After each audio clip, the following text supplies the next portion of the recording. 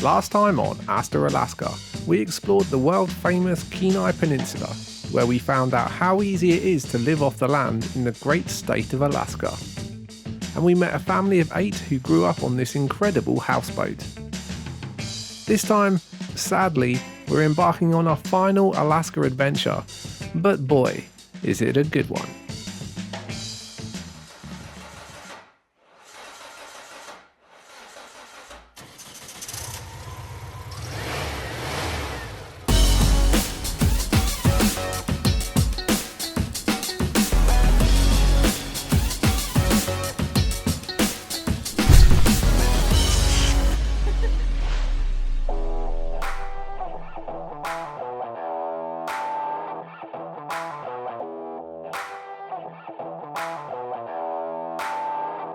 From the Kenai Peninsula, we were roughly headed east, in an attempt to leave this great state before we're snowed in for winter.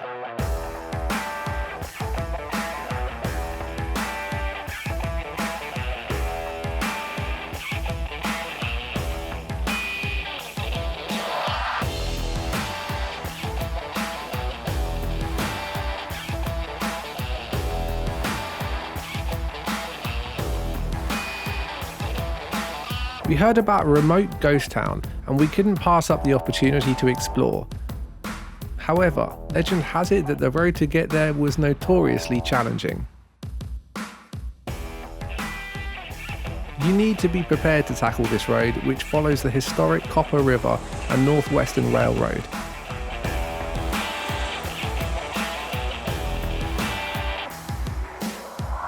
It's just 60 miles in length, but with no cell phone reception or services, you'll need to be self-sufficient.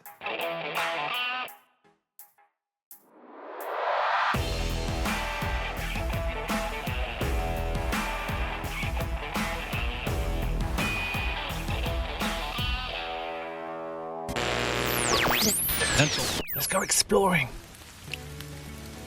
At the end of the road is the tiny town of McCarthy, which has a year-round population of just a couple of dozen people.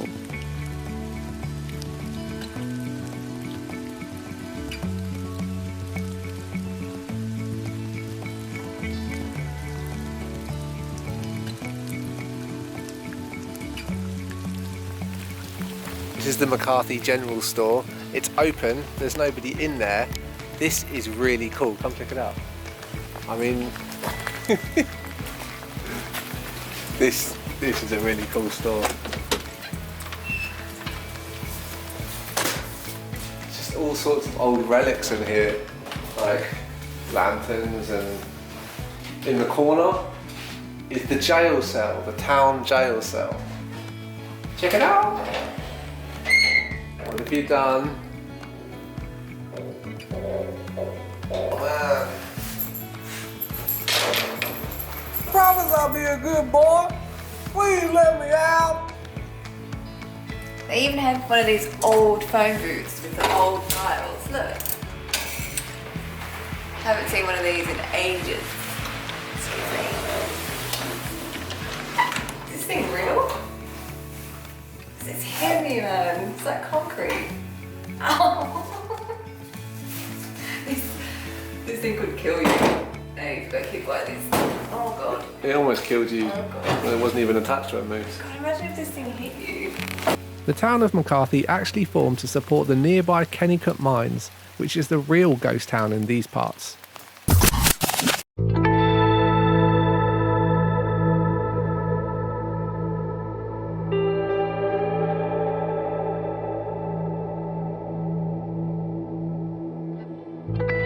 Arriving at this abandoned mining town was like stepping back into time.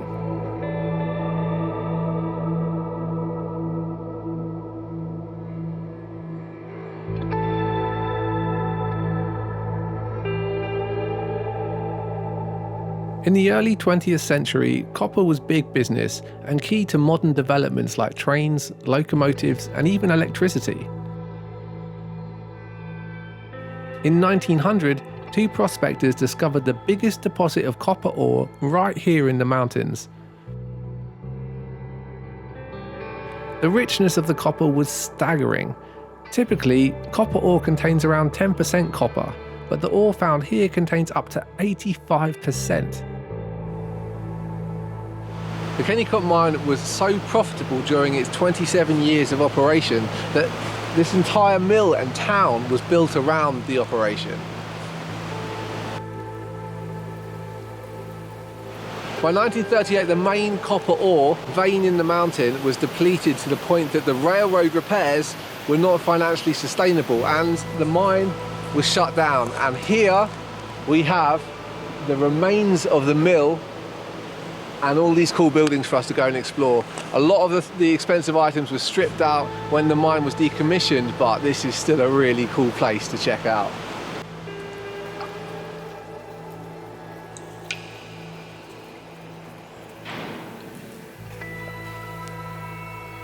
This here is probably one of the most impressive buildings in Kennecott.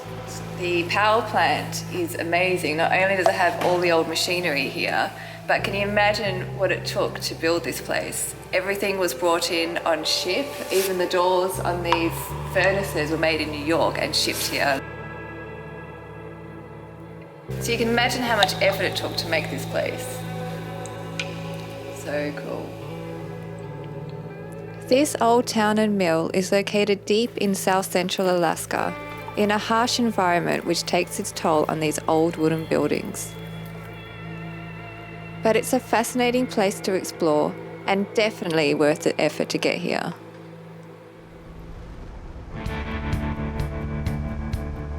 From McCarthy and the Kennecott Mines, we headed towards the coast to the absolutely stunning town of Valdez. And the drive itself made it well worth a visit.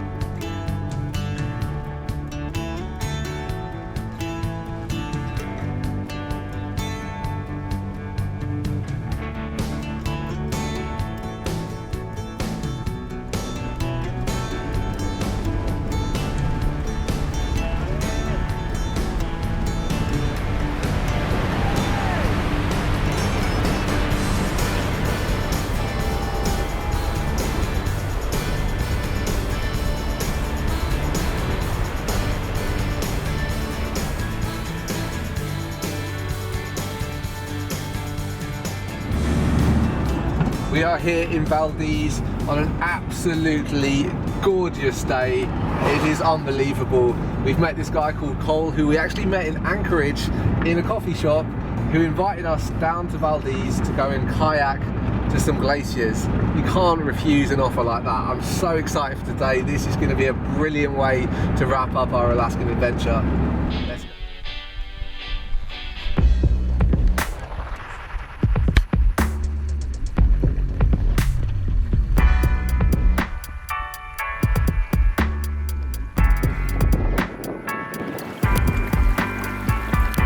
Just kayaking up to a glacier, you know, as you do when you're in Alaska.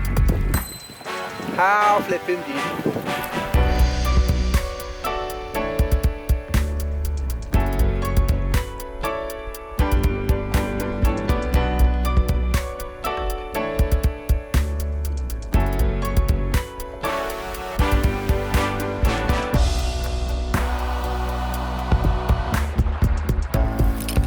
I'll have that piece, please.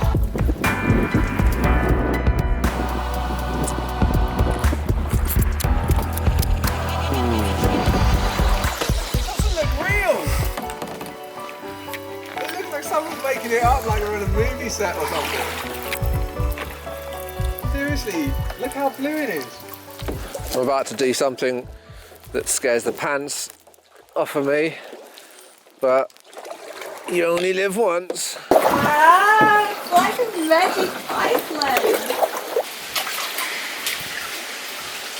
This is unbelievable. Gotta go back here. Oh, that's so amazing. Oh, oh my god!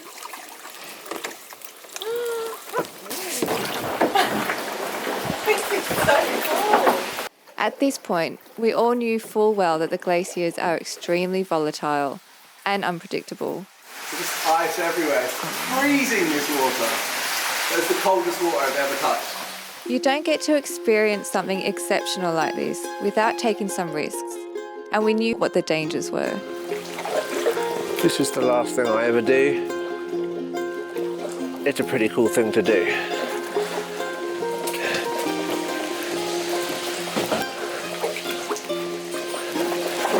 I'm not exaggerating when I tell you that I'm scared about this.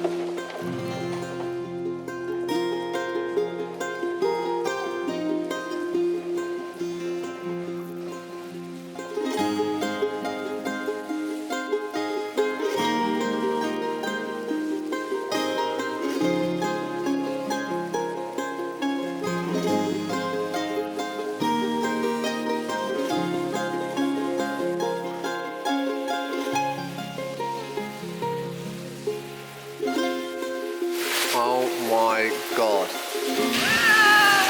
I'm inside a glacier. Oh my god! Shut up! Oh my god! There wasn't anything like this. Mother Nature, you are amazing. This is unreal, dude! Unreal! For us, exploring this cave represents how we approach life. We want to find the edge of our comfort zone and live beyond it, because only there can you really experience true growth. Literally inside a glacier. This is unreal. It's odd how the most uncomfortable situations in life are the most memorable and often the most rewarding. You do only live once. And so, just like Mark Twain said, why not go out on a limb? Because that is where the fruit is. How was that, Leah? That was the most amazing thing I've ever done. I've always wanted to go into an ice cave, and today I did it. On a kayak, no less. And a kayak too. Love Alaska. Glad I got to share Valdez with you guys. It's a magical place. Just like this ever-changing glacier, the seasons are changing around us, and nowhere is that more noticeable than up here in Alaska.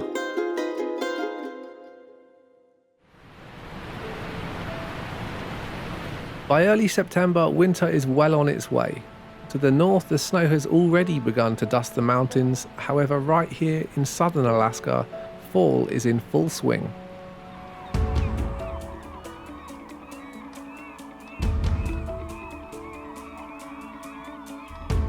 The riverbeds showed signs of the end of the salmon run, and the millions of fish that had come to spawn and reproduce had done their part that plays such a vital role for all of life in Alaska.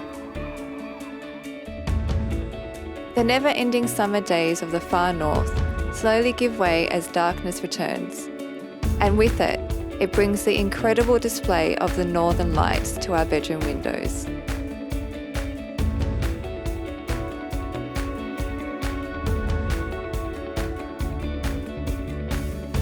So cool. The end of the season. The fireweed is turning to seed. With winter fast approaching, this also sadly means that our time in Alaska is up. But man, it did not disappoint.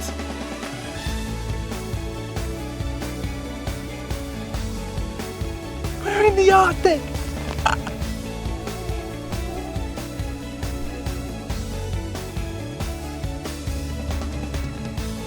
We always knew that Alaska would be special, and that this land, locked away at the edge of the world, wouldn't be easy for us to explore. As expected, the sheer remoteness and vast scale of the wilderness presented new challenges. But no matter how much preparation we did for this journey, we could never have been prepared for what happened to us. Oh man.